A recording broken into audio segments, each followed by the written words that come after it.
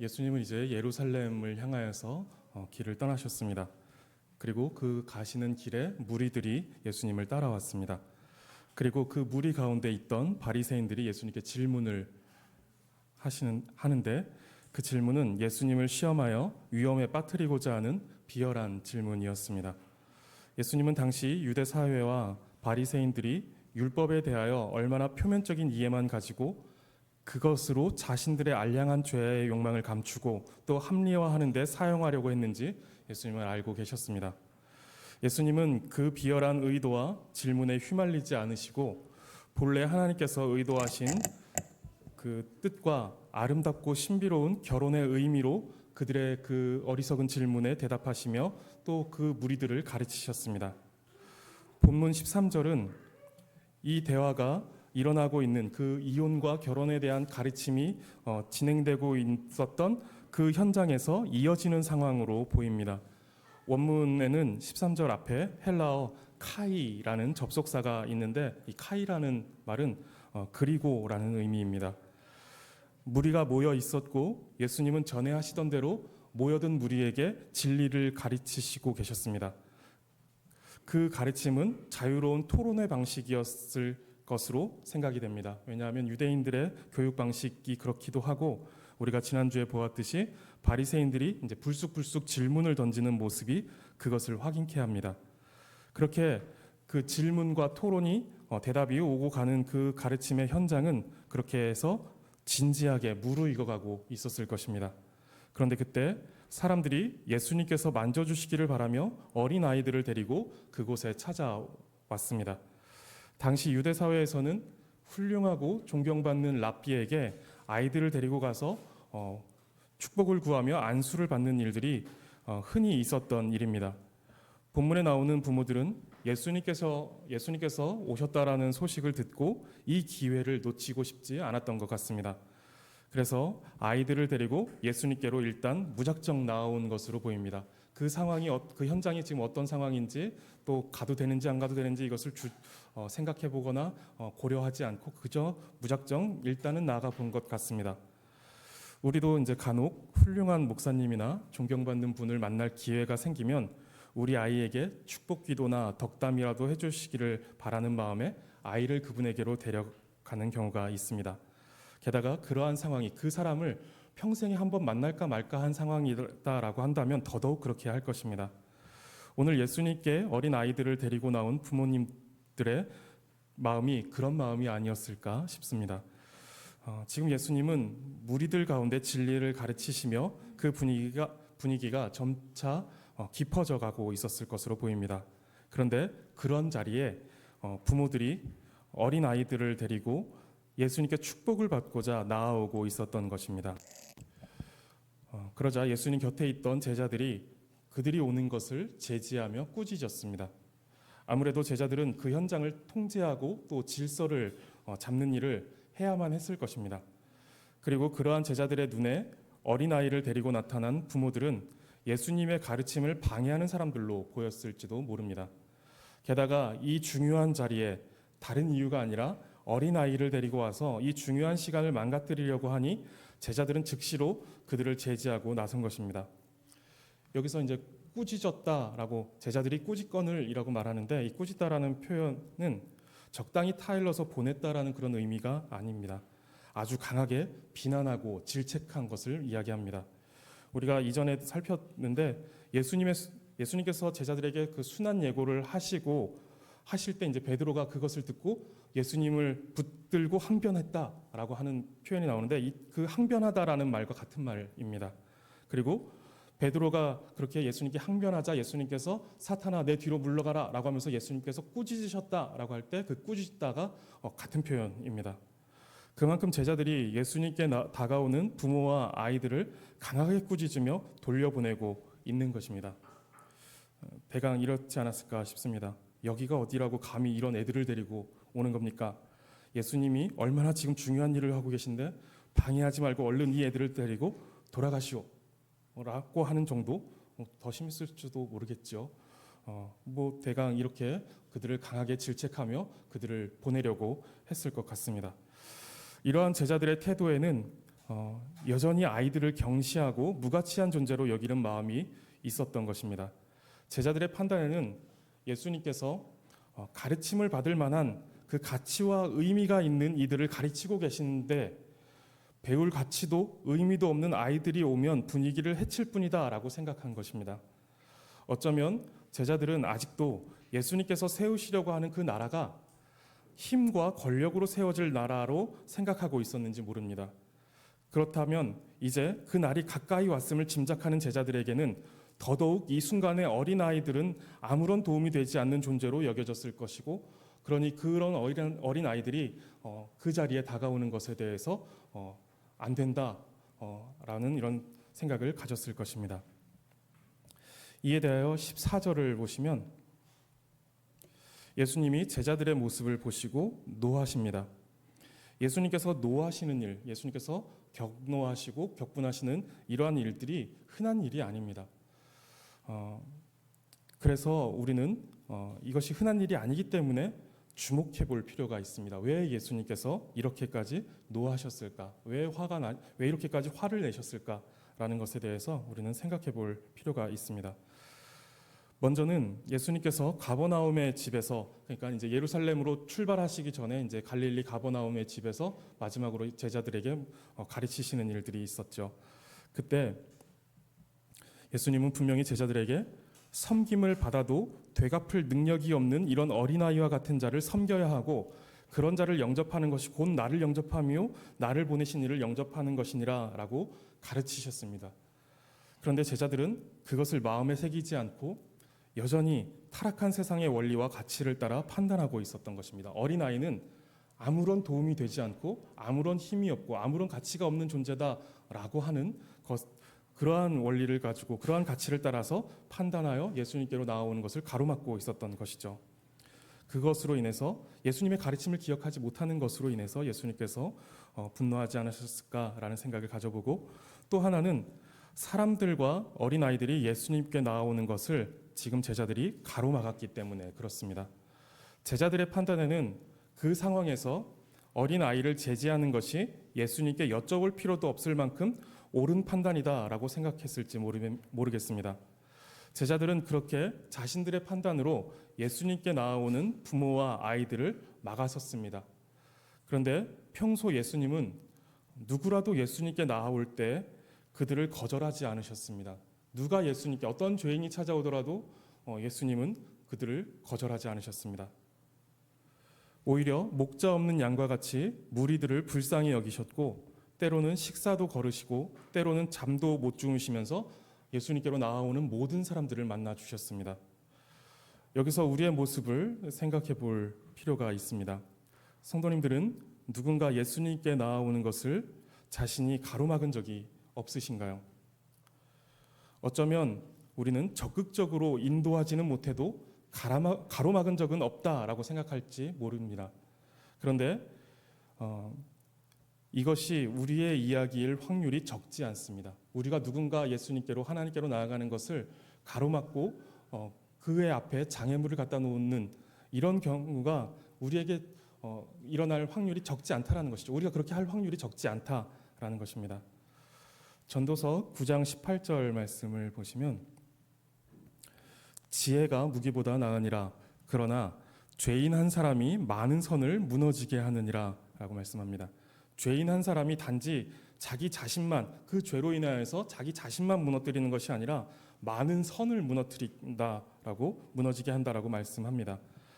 자기 죄에 대한 무감각, 그리고 자기 죄에 대한 방치, 방관은 그저 자기 자신만의 문제가 아니라는 것을 우리는 생각해야 합니다. 죄인 한 사람은 자기만 무너지는 것이 아니라 많은 선을 무너뜨립니다. 여호수아서에서 이스라엘은 거대한 여리고성을 무너뜨리지만 그 이후에 그보다 작은 아이성 전투에서 패배합니다. 그 패배의 원인에 대하여서 이후에 여호수아 22장 20절에서 이렇게 평가합니다.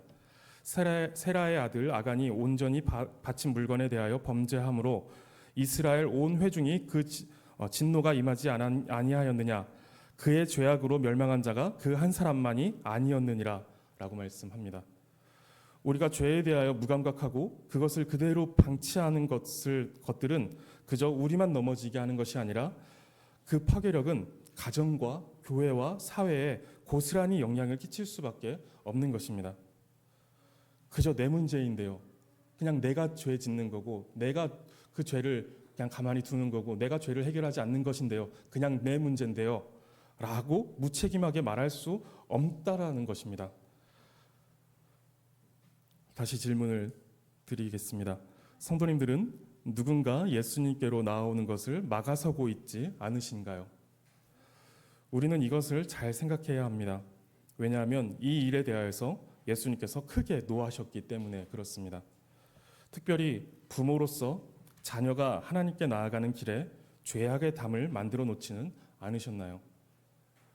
우리 아이가 하나님을 바르게 섬기기 위한 어떤 위해서 나가야 하는데 그 아이에게 다른 가치들을 강조한다든가 다른 경건하지 않은 모습들을 보여주면서 이 아이가 하나님께로 온전히 나아가는 그 길 앞에 서서 방해하고 있지는 않으셨나요? 믿는 자로서 믿지 않는 이웃이 하나님께 나아가는 길에 죄의 웅덩이를 파놓고 있지는 않으셨나요? 하나님께 영광을 돌리는 선한 모습들이 우리 가운데서 나타나야 하는데 우리의 이기적인 모습들로 그들에게 보임으로 인해서 그들이 하나님께 나아가는 것에 대해서 방해하고 있지는 않으셨냐라는 말씀입니다. 구약 시대에는 도피성이 있어서 고의가 아닌 부지 중에 죄를 지은 사람들이 피하여 생명을 보호받을 수 있었습니다. 예수님이 그런 우리의 도피성이 되십니다. 그런데 누군가 악의를 가지고 도피성으로 가는 길에 이정표를 돌려놓는다든가 또는 그 도피성으로 향해 가는 그 길에 장애물을 만들어 놓는다면 보호를 받아야 할 사람은 피해 복수를 받아 큰 위험에 빠질 수밖에 없을 것입니다. 제자들은 자신들의 어리석은 판단에 따라 부모와 어린아이들이 예수님께로 나오는 것을 막아섰습니다. 예수님은 그것에 대해 노하셨습니다. 우리는 얼마 전에 작은 자를 실족하지 않게 하기 위해 자신의 손과 발과 눈을 해칠 각오까지 해서라도 자신의 거룩을 돌아봐야 한다라는 말씀을 나누었습니다. 그 말씀을 마음에 새기셨나요? 오늘도 하나님께서는 동일한 말씀을 우리에게 주고 계시는 것이죠. 우리의 죄악이, 우리의 어리석음이, 우리의 거룩하지 못한 모습이 누군가 하나님께로 나아가는 것을 막는 일이 될 수 있다라는 것입니다. 나의 죄가 다른 사람을 지옥으로 가게 하는 조건으로 작용하지는 않을 것입니다. 그러나 우리는 그 죄가 연약한 형제에게 얼마나 큰 위협을 가하게 되는지 생각해 볼 수 있어야 합니다. 신앙생활은 홀로 하는 것이 아니라 함께 하는 것입니다. 한 마을에서 한 아이가 건강하고 행복하게 자라려면 마을 전체 아이가 건강하고 행복해야 합니다. 내 아이만 행복하고 저 아이는 불행에 빠져 있는데 저 아이가 어둠 속에서 자라나는데 내 아이가 끝까지 행복할 수 있다라는 생각을 해서는 안 된다는 것이죠. 저 아이가 행복해야 그 사회가 행복해져야 내 아이가 끝까지 행복할 수 있는 사회가 만들어진다라는 것입니다. 마찬가지로 한 교회에서 한 성도가 거룩하고 또 건강한 신앙으로 자라가려면 교회 전체가 건강하고 거룩해야만 합니다. 나 홀로 거룩하고 나 홀로 건강한 신앙을 가질 수가 없다라는 것입니다. 그것을 추구해서도 안 되고 그렇게 될 수도 없습니다. 그렇게 우리는 서로에 대하여 책임을 가지고 있습니다. 이 영광스러운 무게를 함께 짊어질 수 있기를 바랍니다. 그래서 누군가가 하나님께로 나아가는 것을 가로막는 자가 아니라 그 하나님께로 나아가는 길을 열어주고 그를 함께 인도하고 서로의 의지가 되어줘서 함께 하나님께로 나아가는 그런 동행자들이 되기를 바랍니다. 14절을 이제 계속 보시면 예수님은 제자들을 꾸짖으시며 이렇게 말씀하십니다.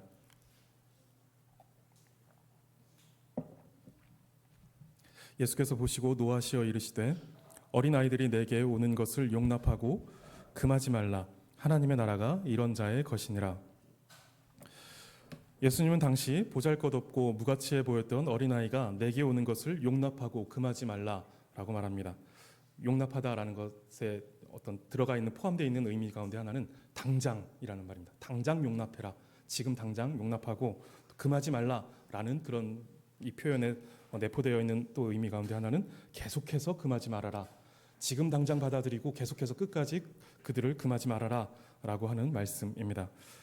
어리석은 제자들의 판단에는 예수님께서 이루실 하나님의 나라의 이런 힘없고 미숙한 어린아이는 필요 없을지 모르지만 예수님께서 이루실 하나님의 나라는 이런 어린아이와 같은 자들이 차지할 것입니다. 그래서 예수님은 14절 끝에서 이렇게 말씀하시죠. 하나님의 나라가 이런 자의 것이니라 라고 말씀하십니다. 하나님의 나라의 소유권이 이 어린아이와 같은 자들에게 있다는 것입니다. 그냥 어린아이의 것이다 라고 말씀하진 않으셨고 어린아이와 같은 자, 이런 자의 것이다 라고 말씀하십니다. 그 아이들도 역시 이제 죄인이다라는 것을 우리는 이제 생각해 볼 필요도 있는 것이죠.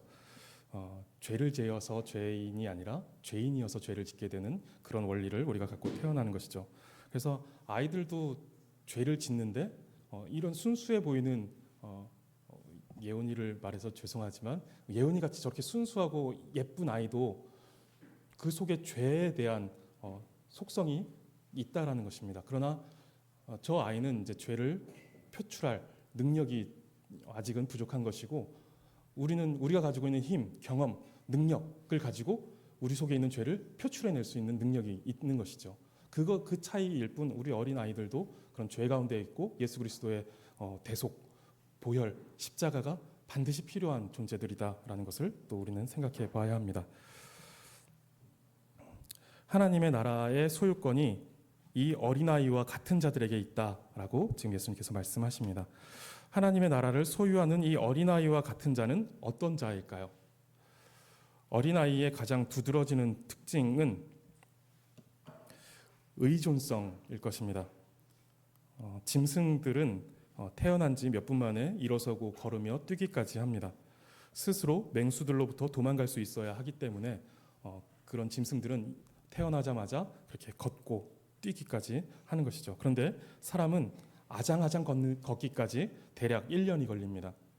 그리고 스스로를 책임지고 보호할 수 있는 힘을 갖는 데는 훨씬 더 많은 시간이 필요합니다. 그동안 아이들은 절대적으로 부모를 의존하던가 다른 어떤 힘을 가진 사람이나 기관에 의존할 수밖에 없습니다. 이렇게 어린아이에게 두드러지는 특징은 그 아이들은 의존적이다라고 하는 것입니다.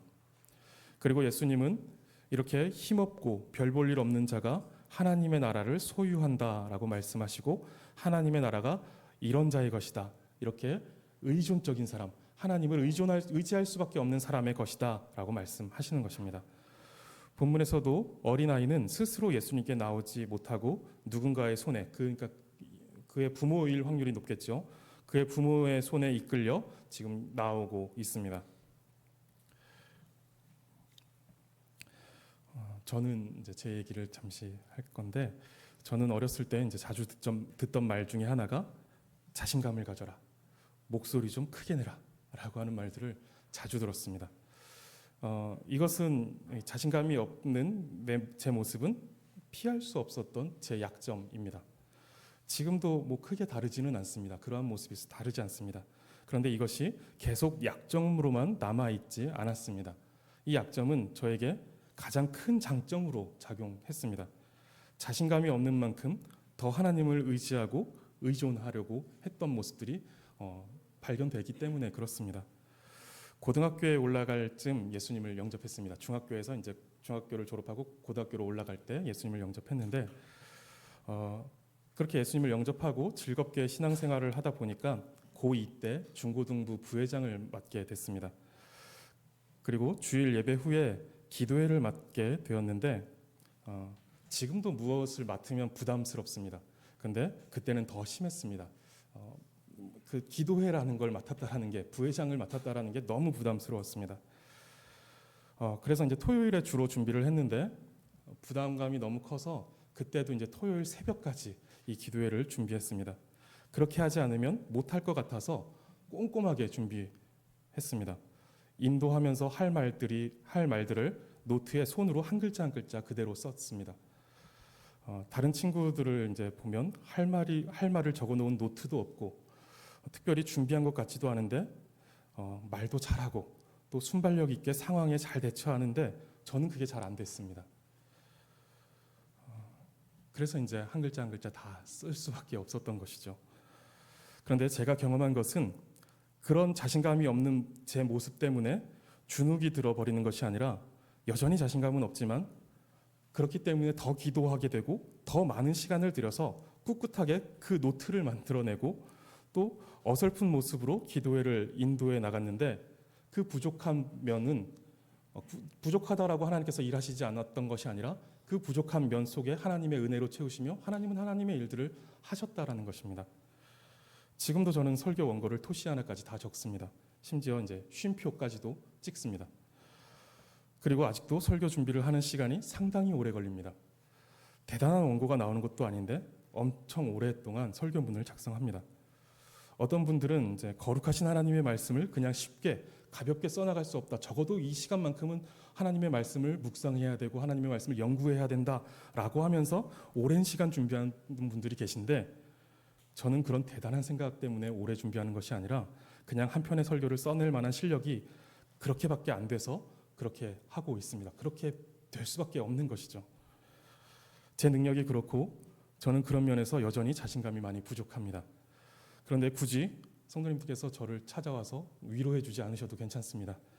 저는 이것이 제가 가진 가장 큰 장점이라고 생각합니다. 하나님께서 저에게 주신 아주 큰 복이다라고 여깁니다.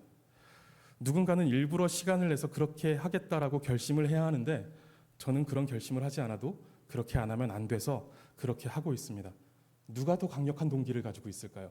누가 더 하나님의 말씀을 오랫동안 연구해야 될 강력한 동기를 가지고 있을까요? 물론 그분들도 하나님의 은혜를 따라서 강력한 동기를 가지고 있겠지만 그분들은 혹 그런 분들도 계실지 몰라요. 내가 언제 하루 정도는 준비하지 못하고 짧게 준비해도 나는 할 수 있어 라고 생각하는 분들이 계실지 모르겠습니다. 근데 저는 안 됩니다. 저는 그렇게 짧게 준비해서는 설교를 할 수 없습니다. 아마 분명히 막 티가 다 날 거예요. 저 사람 준비 안 했구나.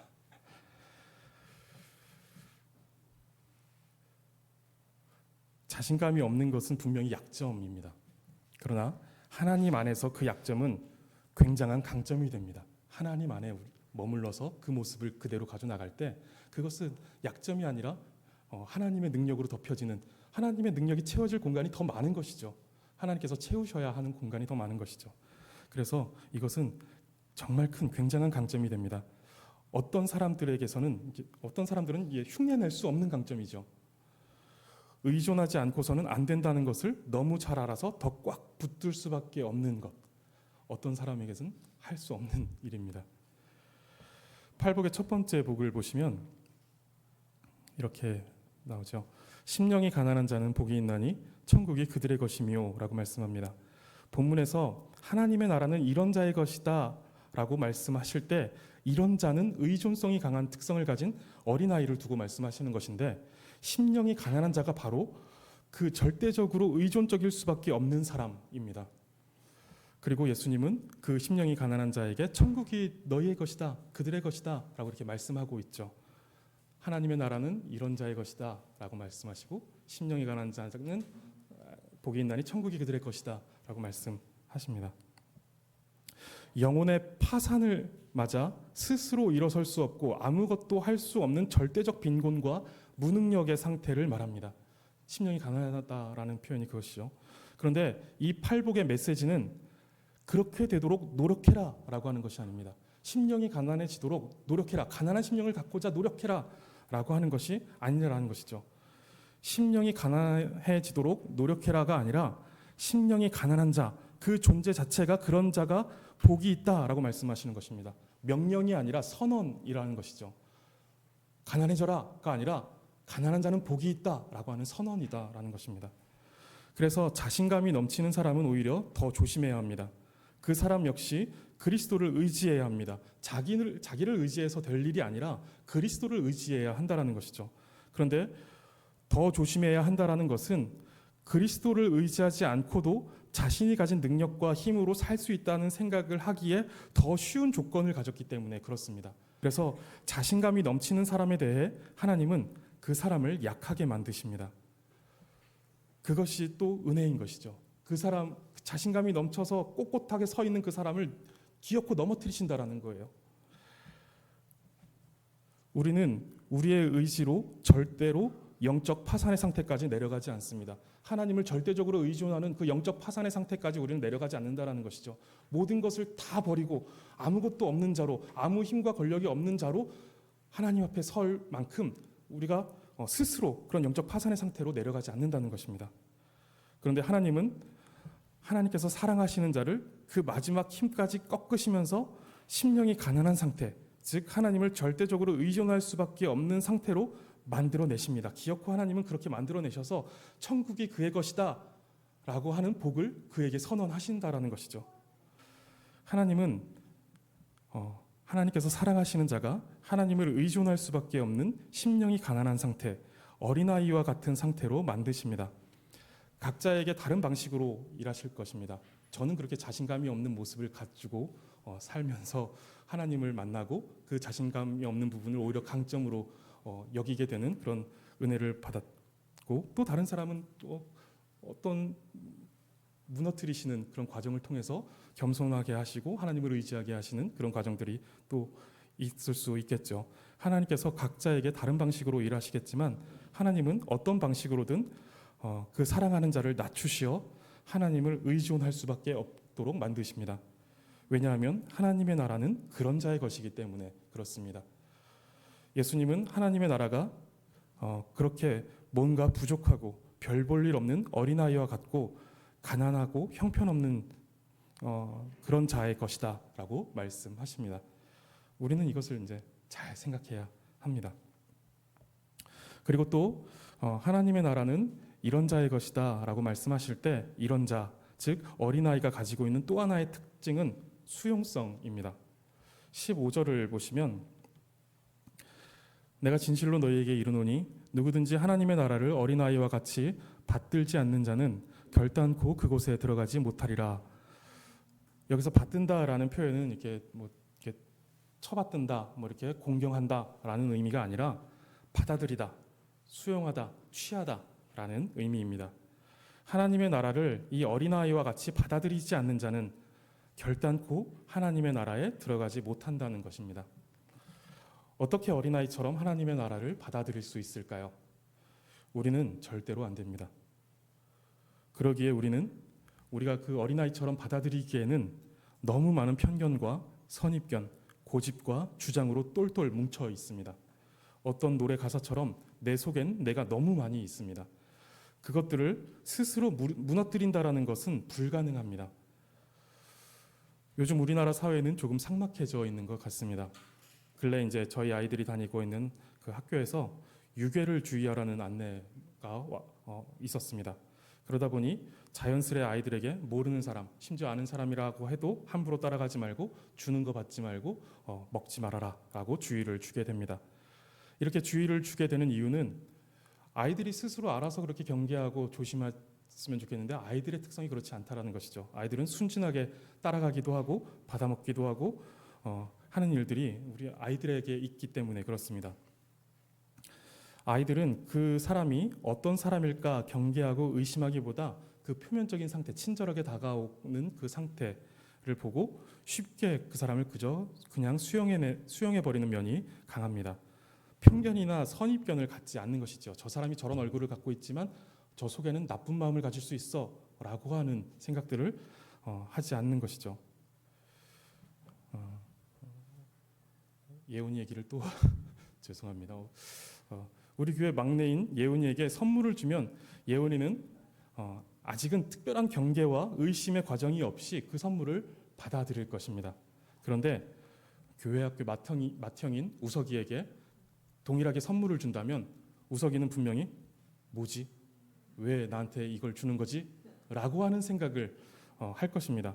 아무 이유 없이 선물을 주지 않는다라는 것을 이제 경험상 알게 되는 것이죠. 하나님의 나라는 우리에게 아무런 근거를 두지 않고 거저 주어집니다. 뭐지? 왜 이 은혜를 주시는 거지? 뭐지? 왜 하나님의 나라를 나에게 주시는 거지? 아무런 이유가 없다라는 걸 왜냐라는 생각을 하지 않아도 된다는 것이죠. 자녀가 부모님의 사랑을 다 이해하고 그것이 납득되어서 부모님 명의의 집에서 부모님이 벌어온 돈으로 먹고 부모님이 벌어온 돈으로 학교도 가고 학원도 가고 하나요? 다 납득이 되니까 그렇게 하는 것인가요?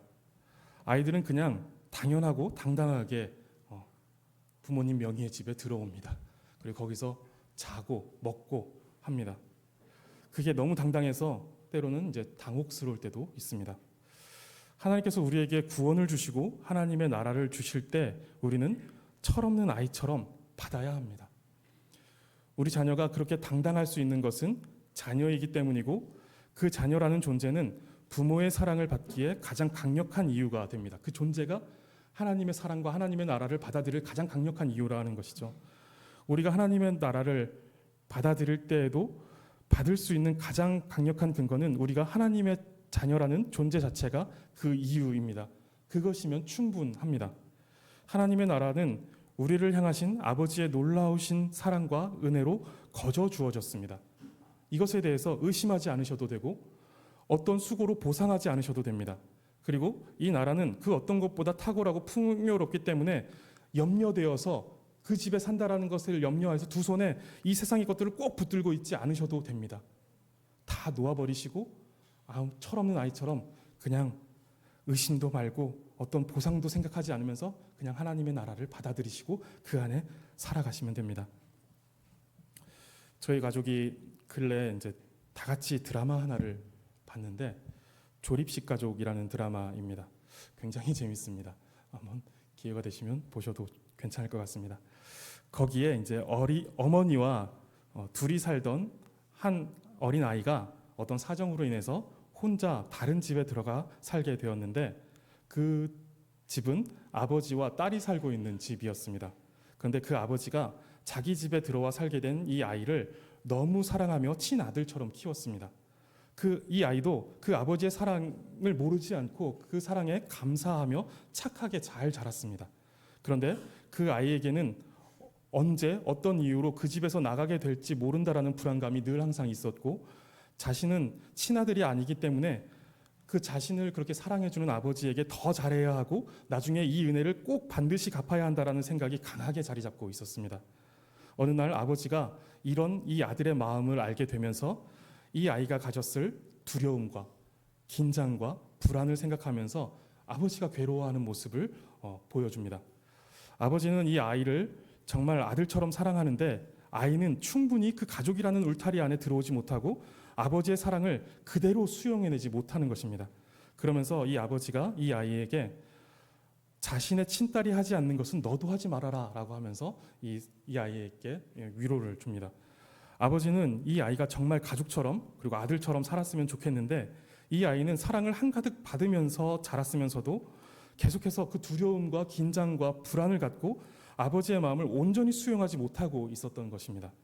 이 아버지는 이 아이가 그냥 자기 딸이 그러하듯이 두려워하지 말고 불안해하지도 말고 아버지의 사랑을 그대로 아버지가 그냥 사랑해주면 그 사랑을 그대로 받았으면 좋겠는데, 뭔가 갚아야 될 것 같고 언제 어떤 상황에서 내가 여기서 내쳐질지 모른다라는 이 불안감을 가져야 하고 이런 것들을 가지고 있었던 것이죠.